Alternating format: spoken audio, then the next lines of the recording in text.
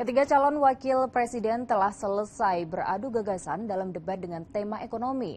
Apa saja yang menjadi sorotan dari penampilan ketiga cawapres dalam debat kedua Pilpres 2024? Berikut wawancara Yuliana Fonataba bersama pengamat politik kebijakan publik Visnu Yuwono.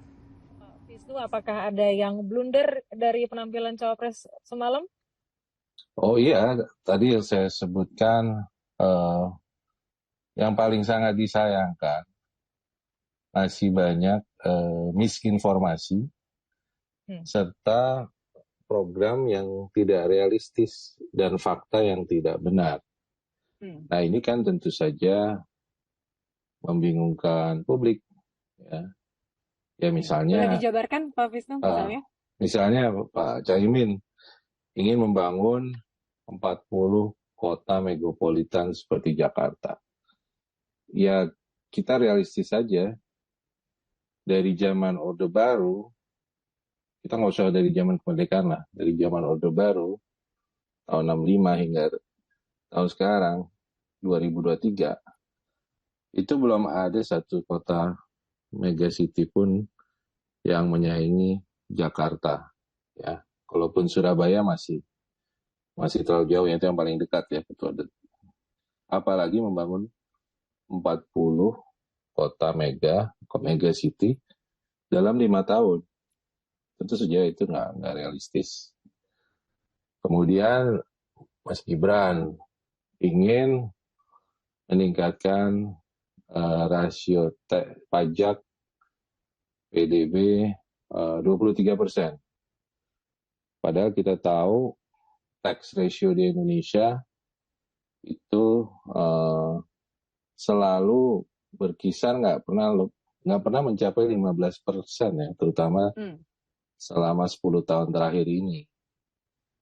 Dan kalaupun dinaikkan misalnya tax rate-nya, itu berarti harus ada pertumbuhan ekonomi 2 kali lipat dari yang sekarang. Mungkin sekarang sekitar 4,5 sampai 5% yang paling bagus ya, 5,5%. 6% aja luar biasa ini per tahun ya, ini per tahun.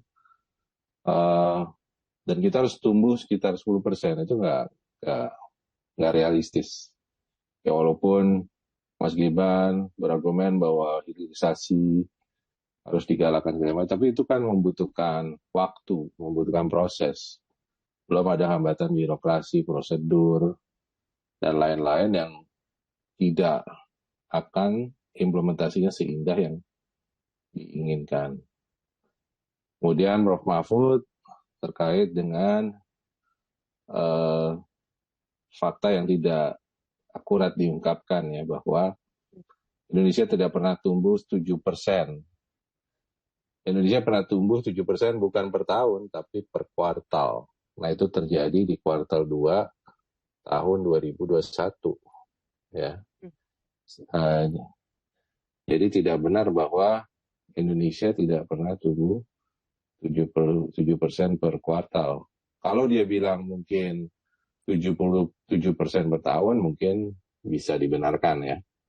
Tapi karena dia bilang sejak reformasi belum pernah tumbuh 7%. 7% saja tanpa bilang per tahun atau kuartal, secara data itu tidak akurat.